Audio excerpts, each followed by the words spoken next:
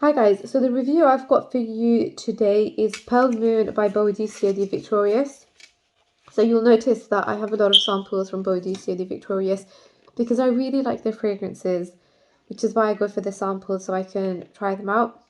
And if I really like one, then I'll probably end up getting a full bottle. But then over time I found that there's a lot that I really like and I just can't have all of them in my collection in one go. So that's why I go for the samples, so I can review them, find out for myself how they are, and also tell you guys what I think. So this is one that I've always been curious about, and this one is Pearl Moon. The Pearl Moon was only launched last year, I think, so it's not that old at all. Pearl Moon was launched along with Black Cashmere, and both of them were launched in honor of Qatar and to celebrate their national day at that time. The original bottle of this fragrance, Pearl Moon, is a maroon bottle which represents the flag of Qatar. And in fact, Black Cashmere has the same bottle colour as well. But behind both of the fragrances, behind this Pearl Moon and Black Cashmere, there's a very significant inspiration behind the scent, which you can check out directly on Boadicea's website because it's too long for me to explain. So today I'm going to just talk to you about Pearl Moon. So the top notes in Pearl Moon are pineapple, cardamom, saffron and cinnamon. The mid notes are plum, suede, and Moroccan rose. And the base notes are Cambodian oud, amber, patchouli, sandalwood, vanilla, and vetiver. So from the first spray, the projection of this is amazing. Like, don't smell it straight away because you need to let it settle.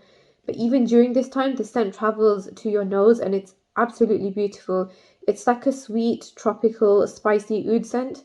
The pineapple and the spices and the vetiver are definitely more dominant at the start, but they blend together so well that it actually creates a wonderful scent together. Straight away when I smell this, I can imagine like a very rich man who's coming out of like a Rolls Royce, for example. He's super rich.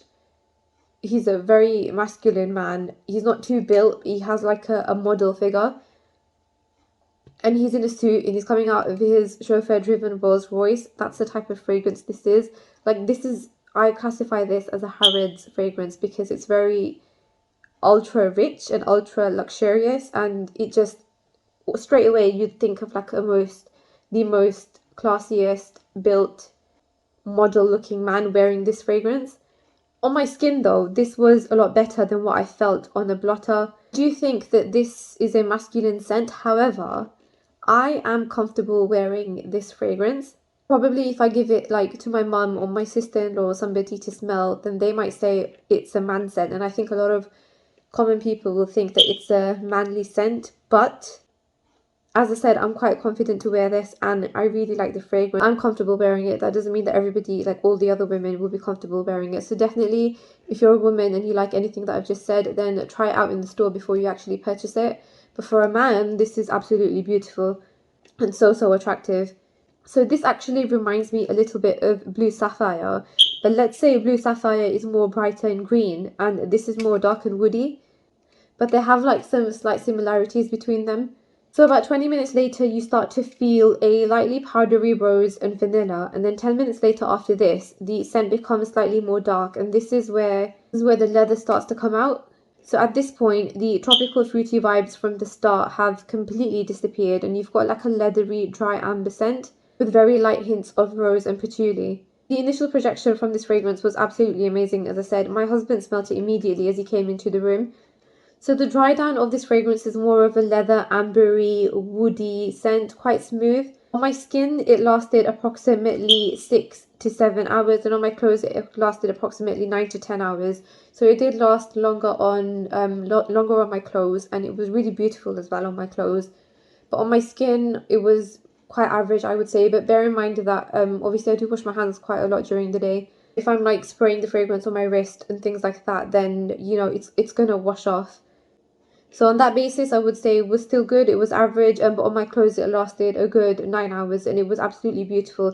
And you're talking about like a good smell that you can actually feel after that time. So after 9 hours, I was still getting whiffs of the scent from my clothes. So all Boadicea fragrances do, I've noticed, like they linger around on your clothes a lot longer. So if you have a fragrance or if you get a fragrance from Boadicea the Victorious, even if you don't spray it on your clothes, usually I would recommend you spray it on your clothes because it gives you like that extra boost, that extra whiff of scent. To be honest, I quite like the initial scent from this fragrance. The pineapple twist made it very attractive, and I kind of wish that it lasted longer. I'd be interested to know how other people's experience has been with this fragrance, and this is one that I would recommend you try because I find it as a very attractive man's fragrance. That is Pearl Moon by Boadicea the Victorious. It is a nice leathery dry amber oudi scent, woody scent, and it has like that burst of pineapple at the start as well. I think Black Cashmere though is slightly darker than this, but I don't know because I haven't tried that. I think it's only from a couple of reviews that I've seen and the notes that I've read as well. To be honest, when I first saw this come out, and I wasn't entirely sure if I wanted to try it out, but then the more I was seeing it, the more I became curious about it, and now I'm really glad that I did try it out because I absolutely love this fragrance. Maybe this might end up being in my top 5 from Boadicea the Victorious. So, you know, if you do have any questions, then do drop it in the comments box below. Otherwise, thank you for watching today's video, guys, and I'll see you guys soon.